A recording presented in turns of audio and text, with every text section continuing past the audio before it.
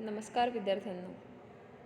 12वी राज्यशास्त्र या आजच्या आपल्या तासामध्ये आपण प्रकरण क्रमांक 2 1991 नंतरच्या महत्त्वाच्या संकल्पना आणि समस्या जागतिकीकरण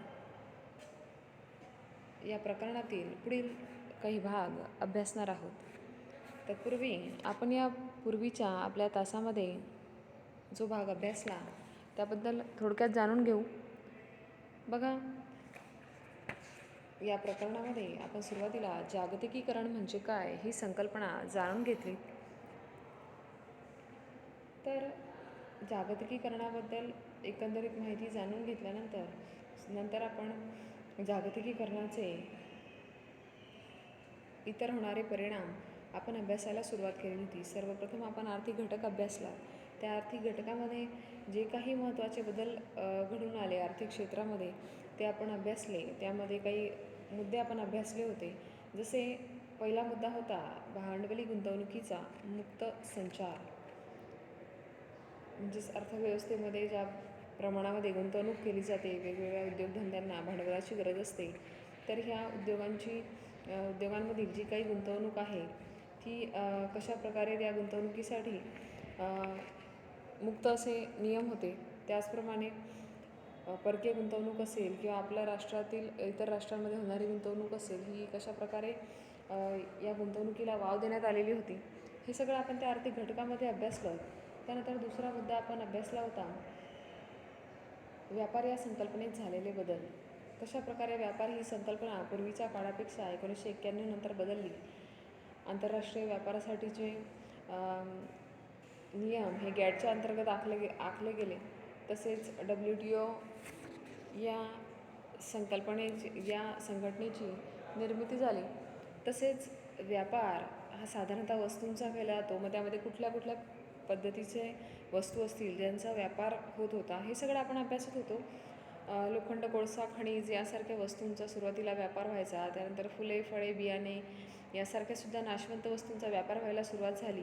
नंतर पुढे बँक असेल, विमा असेल यासारख्या सेवा क्षेत्रामध्ये सुद्धा या सेवांचा देखील व्यापार व्हायला सुरुवात झाली. आणि त्यानंतर बौद्धिक संपदेच्या बाबतीमध्ये सुद्धा व्यापार होऊ लागला. तर असे महत्त्वाचे अनेक बदल आपण अभ्यासले. ट्रान्सनॅशनल कंपन्यांचा उदय हा सुद्धा आर्थिक बदलातील एक महत्त्वाचा मुद्दा होता. अनेक कंपन्या ज्या होत्या ट्रान्सनॅशनल कंपन्या, त्यांचा उदय व्हायला सुरुवात झाली आणि हे सगळं खाजगी क्षेत्रामध्ये सुद्धा होत होतं. तर याचबरोबर यांचा मानवावर होणारा परिणाम असेल, सर्वसामान्य माणसावर काय परिणाम झाला, कशाप्रकारे एका राष्ट्रातून दुसऱ्या राष्ट्रामध्ये कामगारांचे स्थलांतर व्हायला सुरुवात झाली, छोटे छोटे जे उद्योग होते त्यावर सुद्धा या मोठ्या बहुराष्ट्रीय कंपन्यांचा परिणाम झाला, मोठमोठ्या उद्योगांचा परिणाम झाला. शेतीच्या संदर्भात सुद्धा आपल्याला या वेगवेगळ्या कंपन्यांचा वेगवेगळ्या उद्योगांच्या विकासाचा, त्यांच्या निर्मितीचा परिणाम आपल्याला झालेला दिसून येतो की या बहुराष्ट्रीय कंपन्यांसाठी थेट शेतमाल लोक विकायला लागले. तर अशा प्रकारे काही जे काही परिणाम घडून आलेत या जागतिकीकरणामुळे, हे सगळे हळूहळू आपण अभ्यासले. त्याचबरोबर राजकीय क्षेत्र आपण अभ्यासलं. त्यामध्ये जागतिकीकरणामुळे कशा प्रकारे राजकीय घटकांवरती परिणाम होतो, लोकशाहीचं महत्त्व असेल ते कशा प्रकारे लोकशाहीच्या महत्त्वावरती एकंदरीत परिणाम घडून आला, राज्याचं स्थान जे होतं ते आता कशा प्रकारचं राहिलेलं आहे, पूर्वी कशा प्रकारचं होतं, कशा प्रकारे त्याच्यावरती परिणाम घडून येतो आहे. राज्याचं स्थान हे जागतिकीकरणाच्या काळातसुद्धा, जागतिकीकरणानंतरसुद्धा तेवढंच महत्त्वाचं आहे, हे आपण अभ्यासलं. त्याचबरोबर बिगर राजकीय घटक असतील, NGOज असतील, कशा प्रकारे या NGOजने, या संस्थांनी, बिगर किंवा गैरसरकारी संस्थांनी वेगवेगळ्या क्षेत्रामध्ये वेगवेगळ्या समस्यांवरती, वेगवेगळ्या प्रश्नांवरती एक प्रकारे मदतीला सुरुवात केलेली होती. उपाययोजना करण्यासाठी या संस्था मदत करायला लागल्या. मानवी हक्कांच्या बाबतीमध्ये सुद्धा याच प्रकारे निर्णय घेण्याचा अधिकार राज्याला असतो. तसंच नागरी राजकीय हक्क, स्वातंत्र्य या बाबतीत परकीय परिस्थिती म्हणू आपण किंवा मग पाश्चात्य दृष्टिकोनाला प्रत्यक्षातील स्थानिक परिस्थितीसोबत कशा प्रकारे जुळवून घेता येईल, या सगळ्या बाबी आपण अभ्यासल्या. यासोबत अनेक मोठमोठ्या समस्या जागतिकीकरणामुळे वेगवेगळ्या राष्ट्रांना या मोठमोठ्या समस्यांना किंवा मोठमोठ्या अपघातांनासुद्धा सामोरं जावं लागतं. हे सगळं आपण अभ्यासत होतो.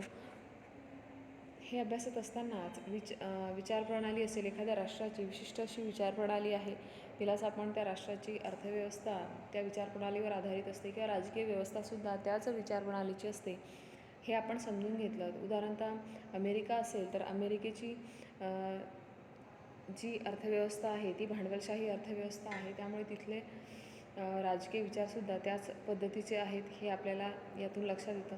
त्याचबरोबर चीन असेल तर चीनची समाजवादी अर्थव्यवस्था आहे, साम्यवादी अर्थव्यवस्था आहे आणि तिथल्या बाजारपेठेने सुद्धा तीच स्वीकारलेली आहे. अशा प्रकारे ते सुद्धा आपण या ठिकाणी अभ्यासलं. पुढे आपण तंत्रज्ञानाबद्दल जाणून घेत होतो आणि तंत्रज्ञानातील महत्त्वाचे झालेले बदल आपण या ठिकाणी अभ्यासले की 1991 नंतर जागतिकीकरणामुळे कशाप्रकारे तंत्रज्ञानात बदल घडून आले. मोबाईल, टेलिफोन, फॅक्स, इंटरनेट, उपग्रह प्रणाली असे बरेचसे बदल तंत्रज्ञानामुळे घडून आलेले आहेत. त्याची अनेक माध्यमं आपण या ठिकाणी अभ्यासली. यातीलच सर्वात महत्त्वाचा आणि शेवटचा घटक आपण अभ्यासतो आहे सामाजिक आणि सांस्कृतिक घटक. कशा प्रकारे जागतिकीकरणामुळे यामध्ये बदल झालेला आपल्याला दिसून येतो. या ठिकाणी समाज किंवा संस्कृती हे 2 शब्द आपण नवीन ऐकले. तर राजकीय घटक आपण अभ्यासले, आर्थिक घटक आपण अभ्यासले, त्याचप्रमाणे समाज आणि संस्कृती हे घटक आपण अभ्यासतो आहे. समाज म्हणजे एखाद्या समाजाचं, त्या राष्ट्रात राहणाऱ्या लोकांचं राहणीमान असेल, त्यांची विचार प्रणाली आहे, त्या लोकांचं दैनंदिन जे काही राहणीमान आहे ते कशा पद्धतीचं आहे, त्यांच्यावरती कुठला आपल्याला प्रभाव पडलेला दिसून येतो, हे सगळं आपल्याला या ठिकाणी अभ्यासायचं आहे. एखादा समाज असेल, त्या समाजाने कुठली संस्कृती स्वीकारलेली होती किंवा त्यांची मूळची संस्कृती कुठली आणि आता त्या संस्कृतीमध्ये, त्यांच्या परंपरांमध्ये, पद्धतीमध्ये कशा प्रकारे आता बदल होत चाललेले आहे, त्यांच्या लोकांच्या विचारांमध्ये कशा प्रकारे आता बदल होत चाललेले आहे आणि त्यानुसार संस्कृतीमध्ये नवीन नवीन पायंडे आता पडत चाललेले आहेत, हे सगळे आपल्याला या घटकामध्ये अभ्यासायचे आहेत. बघा, जागतिक पातळीवर प्रसारमाध्यमात झालेली क्रांती आणि इंटरनेटच्या सेवेची उपलब्धता यामुळे लोकांना जगात काय घडत आहे हे जाणून घेणे शक्य झाले आहे. याचबरोबर लोकांची देशांतर्गत आणि देशाबाहेरचे भ्रमण याचा समज आणि संस्कृतीवर परिणाम झालेला दिसून येतो. आज आपल्याला वैश्विक कॉस्मोपॉलिटन संस्कृतीचा उदय होताना दिसत आहे. मोठमोठ्या सिटीज असतील, त्या सिटीजमध्ये वेगवेगळ्या समाजाचे, वेगवेगळ्या राष्ट्रांमध्ये राहणारे, वेगवेगळ्या बोलीभाषा बोलणारे सगळी लोक एकत्र काम करताना आपल्याला दिसून येतात. म्हणजे एक प्रकारे त्या एखाद्या शहरांमध्ये सगळ्या संस्कृतीचे, सगळ्या समाजाचे लोक आपल्याला एकत्र आलेली दिसून येतात. त्यामुळे एका दुसऱ्याची संस्कृती जवळून अनुभवणे किंवा जवळून बघणे किंवा त्या संस्कृतीतील काही पद्धती असतील, परंपरा असतील, त्या स्वीकारणे किंवा आपल्या संस्कृतीतील काही परंपरांचा लोप होत चाललेला आहे, असं घडताना आपल्याला आता दिसून येत आहे. तसेच एखाद्या दुसऱ्या राष्ट्रातील किंवा इंटरनेटच्या सोयीमुळे किंवा या घडलेल्या टेक्नॉलॉजीच्या क्रांतीमुळे आपल्याला देशातल्या देशातील किंवा इतर देशांमधील लोकांची संस्कृती असेल, त्यांच्याबद्दल जाणून घेणं किंवा त्यांचं अनुकरण करणं किंवा ती कशा पद्धतीची संस्कृती आहे, हे सगळं आपल्याला सोपं झालेलं आहे. वैश्विक कॉस्मोपॉलिटिकल संस्कृतीवर पाश्चिमात्य विचारांचा प्रभाव आहे. आधुनिकीकरण, पाश्चात्तीकरण, सेक्युलरायझेशन ही मूल्ये पारंपरिक मूल्यांपेक्षा महत्त्वाची वाटू लागलेली आहेत. आज आपण बघतो मोठमोठ्या शहरांमध्ये ज्यांना आपण कॉस्मोपॉलिटन सिटीज म्हणतो, तर यांच्यामध्ये पाश्चिमात्य विचारांचा प्रभाव आपल्याला दिसून येतो. इतर राष्ट्रातील, पश्चिमेकडील राष्ट्रातील लोकांचं ज्या प्रकारचं राहणीमान आहे, विकसित राष्ट्रांमधील लोकांचं ज्या पद्धतीचं राहणीमान आहे, त्या लोकांचं अनुकरण करणे, त्यांच्यासारखं बनण्याचा प्रयत्न करणे किंवा तशा पद्धतीचा विचार स्वीकारणे, त्यांच्यासारखी मूल्ये आपल्याला आता महत्त्वाची वाटू लागली आहेत. आपण त्या सगळ्यांचा स्वीकार करायला लागलेलो आहे. लोकांच्या वैयक्तिक जीवनावर याचा प्रभाव दिसून येतो. या ठिकाणी उदाहरण घ्यायचं झालंच तर कशा प्रकारे लोकांनी आपल्या सवयी असेल, आपलं राहणीमान असेल, कशा पद्धतीने बदललेलं आहे हे इथे आपण बघतो आहे. बघा, खाण्यापिण्याच्या सवयीमध्ये बर्गर, पिझ्झा, वडापाव इत्यादी फास्ट फूडचे प्रमाण वाढलेले दिसते. पूर्वीच्या काळामध्ये अशा पद्धतीचं ज्या काही सवयी आहेत ह्या भारतात आपल्याला दिसून येत नव्हत्या, परंतु आता जर आपण बघितलं मोठमोठ्या शहरांमध्ये तर सर्रासपणे लोकांच्या आयुष्याचा हे सगळे पदार्थ आज भाग बनलेले आहेत. तर हे सगळं फास्ट फूडचं वाढलेलं प्रमाण हे पाश्चिमात्यांचं अनुकरण आहे. तसंच नाताळ असेल, दिवाळी आहे, यासारखे सण साजरे करण्याच्या पद्धतींमध्ये सुद्धा आता बदल झालेले आहेत. पूर्वीच्या प्रमाणे पूर्वीच्या काळी ज्या पद्धतीने भारतीय लोक दिवाळी असेल, दसरा असेल, हे सण ज्या पद्धतीने साजरे करायचे त्या पद्धतीने आता आपल्याला साजरे होताना दिसत नाही. तर या सगळ्यांमध्ये आता आपल्याला पाश्चिमात्यांचा प्रभाव दिसून येतो. पूर्वीच्या काळी फक्त अशा सणावारांना गोडाचे पदार्थ करणे किंवा पंचपक्वान्नांची जी असेल पंक्ती उठवणे, अशा पद्धतीने हे सगळे सण साजरे केले जायचे किंवा लोकांची एकमेकांकडे ये-जा राहायची. पण आताच्या काळात मोठमोठ्या सिटीजमध्ये या सणांचं साजरे करण्याचं एक रूपच बदललेलं आपल्याला दिसून येतं. मोठ्या प्रमाणामध्ये फटाकेबाजी असेल, हजारो रुपयांचे फटाके खरेदी करून ते उडवणे असेल, वातावरण प्रदूषित त्यामुळे होतं आहे. हे सगळं प्रकार आता पूर्णपणे बदललेला दिसून येतो. पूर्वीच्या काळी दिव्यांची आरास असायची, रांगोळ्या असायच्या, हे सगळं या सणांचं रूप होतं. परंतु आता या दिवाळी या सणाचं रूप जर आपण बघितलं तर ते सुद्धा पूर्णपणे बदललेलं आपल्याला दिसून येतं. Mother's Day, Father's Day, friendship डेसारख्या नवीन कल्पना पुढे येतात. तसेच वेस्टर्न पद्धतीचे कपडे घालण्याचा कल आपल्याला वाढलेला दिसून येतो आहे. आपण या ठिकाणी चित्रामध्ये बघतो आहे की कशा पद्धतीने युवा पिढी ह्या सगळ्या अनुकरण करण्याकडे तिचा कल दिसतो आहे.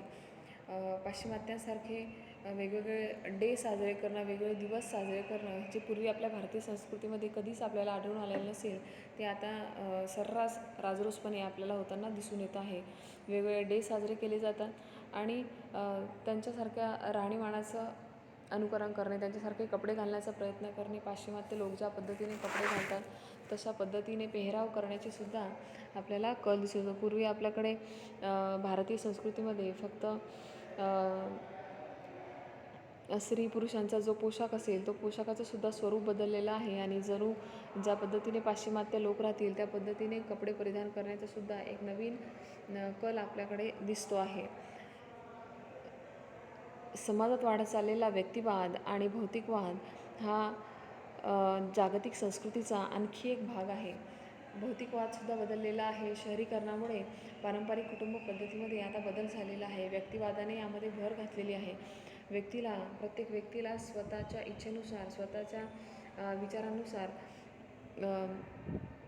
आपलं आयुष्य असावं अशी प्रत्येकाची इच्छा आहे आणि त्या पद्धतीने तो व्यक्ती वागण्याचा प्रयत्न करतो आहे. त्यामुळे पूर्ण कुटुंबाला घेऊन समोर जाणे किंवा एकत्र कुटुंब पद्धतीमध्ये फॅमिलीतील, कुटुंबातील सगळ्या सदस्यांची काळजी घेणे, त्या सगळ्यांच्या सुखदुःखामध्ये सोबत असणे, ह्या गोष्टी आता आपल्याला घडताना दिसून येत नाही. तर विभक्त कुटुंब पद्धती प्रत्येक ठिकाणी आपल्याला दिसून येते आहे. यासाठी आज मला प्रायव्हसी पाहिजे किंवा माझी खाजगी जागा आहे, अशा स्वरूपाचे उद्गार अगदी लहान मुलींपासून तर वयस्कर लोकांपर्यंत आपण ऐकतो. माझा या गोष्टींना आत्ता आपल्याला महत्त्व देताना लोक दिसून येत आहेत. ही संकल्पना आता मागे पडत चाललेली आहे. तसेच क्रेडिट कार्डमुळे आपल्या आवाक्याबाहेर खर्च करण्याची प्रवृत्ती आपल्याला दिसते आहे. क्रेडिट कार्ड ही संकल्पना तुम्ही लक्षात घेतलेली असेल किंवा तुम्ही या संकल्पनेला जाणून असाल की क्रेडिट कार्डमुळे काही विशिष्ट रकमेपर्यंत तुमच्या खात्यामध्ये जरी पैसे नसले बँकेच्या खात्यामध्ये, तरीसुद्धा तुम्ही काही विशिष्ट रकमेपर्यंत तुम्ही खर्च करू शकता आणि ती रक्कम तुम्ही तुमच्या खात्यातनं काढताय अशा प्रकारे तुम्हाला तिथे दाखवली जाते आणि तो खर्च केल्यानंतर काही दिवसानंतर ती रक्कम तुम्हाला त्या ठिकाणी तुमच्या खात्यामध्ये जमा करायची आहे. तर अशा पद्धतीने जवळ पैसे नसतानासुद्धा लोक खर्च करताना आपल्याला दिसतात. तर अशा प्रकारे वेगवेगळ्या लोकांचे पाश्चिमात्यांसारखं हे सगळं लोक वागायला लागलेले आहेत. तर या ठिकाणी आपण बघतो आहे की समाज आता कशा प्रकारे बदललेला आहे आणि इतर राष्ट्रातील लोकांप्रमाणे जणू काही सर्व संस्कृती आपण अंगीकारतो आहे आणि आपण त्यांच्यासारखे होण्याचा प्रयत्न करतो आहे, म्हणजेच आपण त्यांच्यासारखं विकसित होतो आहे, असा जणू समज लोकांनी केलेला आहे. त्यांच्या वागण्या बोलण्याच्या पद्धती असतील, विचार करण्याच्या पद्धती असतील, या सगळ्या आता पूर्वीसारख्या राहिलेल्या नाही आहेत, तर त्या आता पूर्णपणे बदललेल्या आहेत. जागतिकीकरणाकडे व्यापक दृष्टीने बघितले तर त्याच्या सकारात्मक आणि नकारात्मक अशा दोन्ही बाजू आपल्याला दिसून येतात. खऱ्या अर्थाने जागतिकीकरण याकडे जर आपण बघितलं तर आपल्याला त्यांच्या दोन वेगवेगळ्या बाजू आपल्याला दिसून येतात. समाजामध्ये होणारे असे काही बदल आहेत की जे आपल्यासाठी, समाजासाठी किंवा त्याच्या पुढील भविष्यासाठी विघातक आहेत. तरुण पिढी जी आहे ती अशा विचारांमुळे थोडीशी भरकटलेली आपल्याला दिसून येते आहे. तर जी आपली पारंपरिक मूल्य होती ती मूल्य सोडून आता नवीनच मूल्य ही संस्कृती धारण करते आहे. नवीन पिढी, तरुण पिढी वेगवेगळ्याच मूल्यांना आता अंगीकारते आहे. तर यामुळे कुठेतरी हे सगळं फार विपरीत असं आहे, विघातक असं आहे आपल्या पुढील पिढीसाठी. आणि याचेच जर जागतिकीकरणाचे काही सकारात्मक परिणाम आपण सुद्धा बघितले की कशा पद्धतीने तंत्रज्ञान असेल, ते टेक्नॉलॉजीच्या क्षेत्रामध्ये वाढ झालेली आहे. वेगवेगळे तंत्रज्ञान शोधून काढलेलं आहे सायंटिस्टने. तर हे सगळं जे आहे यातले काही सकारात्मक जसं आहे त्याच पद्धतीने काही बाजू नकारात्मकसुद्धा आहे. तरुणांसाठी आपल्या देशात नवीन संधी उपलब्ध होणे ही सकारात्मक बाब आहे. तर आपल्याला जगात काय चालले आहे आणि त्याचा आपल्यावर काय परिणाम होईल याची अधिक चांगली जाणीव होते. आपण अधिक कार्यक्षम पद्धतीने जोडले गेलो आहोत. रोजगाराच्या नवीन संधी आपल्याला उपलब्ध होत आहेत. वेगवेगळ्या क्षेत्रामध्ये वेगवेगळे उद्योग आपल्याला निर्माण होताना दिसतात आणि त्यामुळे जी बेरोजगारी होती ती आपल्याला दूर होताना दिसते आहे. आपापल्या क्षमतेनुसार किंवा आपल्या कोवतीनुसार लोकांना वेगवेगळ्या क्षेत्रामध्ये रोजगार उपलब्ध होताना आपल्याला दिसतात. अधिक रोजगार निर्मिती केली जात आहे. हा बदल मुख्यतः खाजगी क्षेत्रात होताना आपल्याला दिसतो, कारण या क्षेत्राकडे आर्थिक क्षमता आहे. सरकार किती प्रमाणात सेवा उपलब्ध करू शकते यावर आर्थिक मर्यादा आहेत, परंतु खाजगी क्षेत्राला कुठेही मर्यादा या ठिकाणी नाही. अनेक उद्योग नवनवीन स्थापन होत आहेत आणि त्या क्षेत्रामध्ये लोकांसाठी रोजगार निर्मिती होते आहे. हा सगळा सकारात्मक बदल आहे. राष्ट्राच्या किंवा देशाच्या विकासाच्या दृष्टीने ही सगळी रोजगार निर्मिती फार गरजेची आहे आणि यातून पुढे राष्ट्राचा विकास नक्कीच घडून येईल. जागतिकीकरणाच्या काही नकारात्मक बाजू देखील आपल्याला या ठिकाणी बघायच्या आहेत.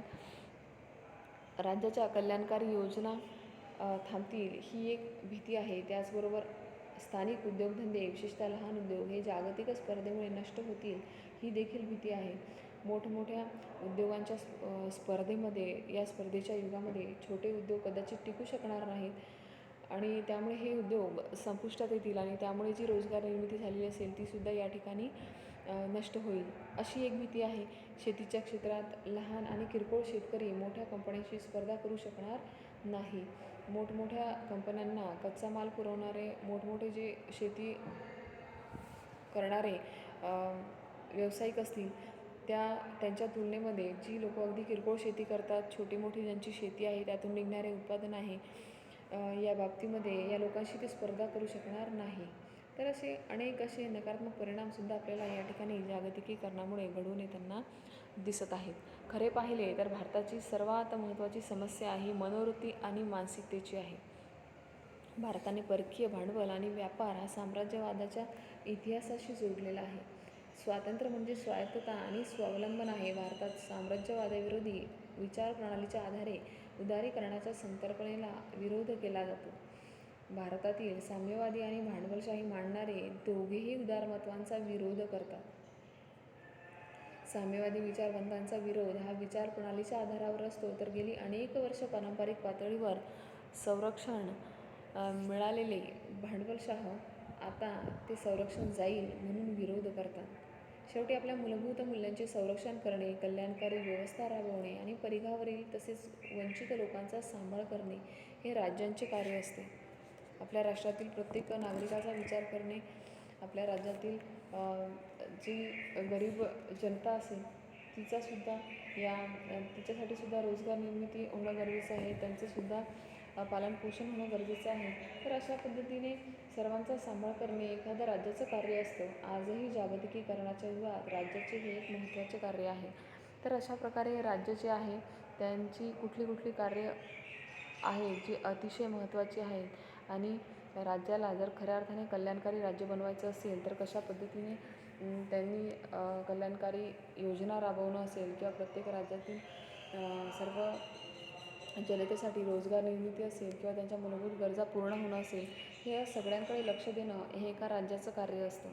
तर या ठिकाणी या पाठामध्ये आपण जो काही जागतिकीकरणाचा होणारा परिणाम, वेगवेगळ्या घटकांवर होणारा परिणाम आपण अभ्यासला. आर्थिक क्षेत्र, राजकीय क्षेत्र आणि सामाजिक व सांस्कृतिक क्षेत्र हे आपण अभ्यासलं. तर यावर आधारित बरीचशी प्रश्न उत्तरं आपल्याला सोडवायची आहेत. पुढे बरेचसे प्रश्न आपल्याला दिलेले आहेत. त्या प्रश्नांचे प्रकार आपण या ठिकाणी अभ्यासले होते. तर यामध्ये जागतिकीकरणाच्या युगात जे काही बदल घडून आले त्यावर आधारित योग्य पर्यायी प्रश्न असतील किंवा गटात न बसणारे शब्द असतील, किंवा संकल्पना सुचवा असे प्रश्न असतील, सहसंबंध स्पष्ट करा, त्यामध्ये जागतिकीकरण आणि संस्कृती असेल किंवा गॅट आणि जागतिक व्यापार संघटना असेल, असे अनेक मुद्दे आपल्याला या ठिकाणी अभ्यासायचे आहेत आणि त्यांची उत्तरं तुम्हाला तयार करायची आहेत. जो पाठाच्या मागे दिलेला स्वाध्याय आहे त्याची उत्तरं तुम्हाला पाठातनं तयार करायची आहेत आणि तुमच्या राज्यशास्त्र विषयाच्या वहीमध्ये पाठानंतरचे प्रश्न तुम्हाला सोडवायचे आहेत. तर अशा पद्धतीने आपण या ठिकाणी आपला हा पाठ अभ्यासला. या पुढील तासामध्ये आपण आपल्या पुढच्या पाठाकडे वळणार आहोत. तोपर्यंत आज आपण इथेच थांबतोय.